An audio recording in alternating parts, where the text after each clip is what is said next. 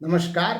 Professor SVSS Narayan Raju YouTube channel में आप सबका मैं स्वागत करता हूं। कबीर के विभिन्न पदों की व्याख्या की इस श्रृंखला में और एक पद की व्याख्या मैं अब करने जा रहा हूं। हम सब जानते हैं जहां इस जीवन में यौवन बहुत बार इस यौवन के बल पर लोग बहुत गर्व का अनुभव करते हैं, बहुत गर्व का महसूस करते हैं। गर्व करने तक भी कुछ हद तक ठीक है, लेकिन इस गर्व के चक्कर में पड़कर जो ना करना चाहिए ऐसे गलत या कुकर्म कर बैठते हैं। इसीलिए कबीर यहाँ इस क्षण भंगुर या बहुत क्षणिक अल्पकाल में रहने वाले इस यौवन के चक्कर में ना पड़ने के लिए बहुत हितोपदेश करते हैं। और कबीर कहते हैं, कबीर कहा गर्भियो इस यौवन की आस, केसु फूले दिवस दोई कंकर बये पलास। पहले ही मैंने इस पर चर्चा किया। कबीर की विशेषता है कि ऐसे बहुत सरल उदाहरण के माध्यम से गंभीर विषय को भी बहुत आसान तरीके से समझाने की जो प्रवृत्ति कबीर में मिलती है, बहुत विशेष की बात है। कबीर की विशेषता आज भी कबीर इसलिए प्रासंगिक है क्योंकि इतने सरल विषय, मतलब ऐसे बहुत सरलता पूर्वक, बहुत सुबोध गम्य, मतलब सुबोधता के साथ जो उपदेश देते हैं, बहुत अच्छा लगता है। यहाँ देखिए, कबीर कहा गर्भियो इस यौवन की आस, केसु फूले दिवस दोई कंकर बये पलास। पहले शब्दार्थ देखेंगे। केसु मतलब किंशुक या टेसु पलाश का फूल है, मतलब यहाँ यौवन या मतलब यौवन या युवावस्था, कंकर मतलब उजड़ा हुआ, और यहाँ इस संदर्भ में कहना है तो पत्ते और फूलों से रहित। यहाँ कबीर कहते हैं, कबीर का इस पद में कबीर का कहने का आशय यह है कि इस मतलब जो क्षण भंगुर मतलब बहुत कम समय में रहने वाले इस जवानी के भरोसे पर गर्व करना व्यर्थ है।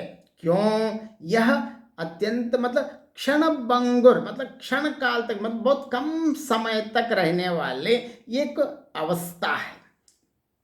जिस प्रकार किंशुक या टेसु के फूल के समान इसकी बहार थोड़े दिनों के लिए है। यह वन ज्यादा समय तक नहीं रहता, तो थोड़े दिनों के लिए है। जिस प्रकार बहुत पुष्पित फूल यहाँ उदाहरण बताते हैं। और देखिए, और टेसु का फूल थोड़े ही दिनों में मुरझाकर गिर जाता है, वैसे ही जवानी की प्रफुल्लता भी अल्पकालिक होती है और कुछ ही दिनों के बाद जैसे पलाश पत्र पुष्प विहीन होकर ठूंठ मात्र रह जाता है, वैसे ही यह शरीर भी यौवन विहीन होकर कंकाल मात्र रह जाता है। देखिए, कबीर का कहना यह है कि इस क्षणकाल मतलब बहुत कम समय क्षण भंगुर रहने वाले इस यौवन के भरोसे पर, कबीर कहा गर्भियो इस यौवन की आस, मतलब इस यौवन के भरोसे पर रहना बहुत मूर्खता है। कैसे? केसु फूले दिवस दोई कंकर बये पलास। जिस प्रकार हम यहाँ भी जाते हैं, अनेक बार यहाँ इससे ज़्यादा यूरोप में देखने से बहुत अच्छा लगता है कि जैसे ओस मतलब जब बर्फ गिरने के पहले सारे पुष्प पत्र सब गिर जाते हैं, सिर्फ टूंट मात्र रह जाता है।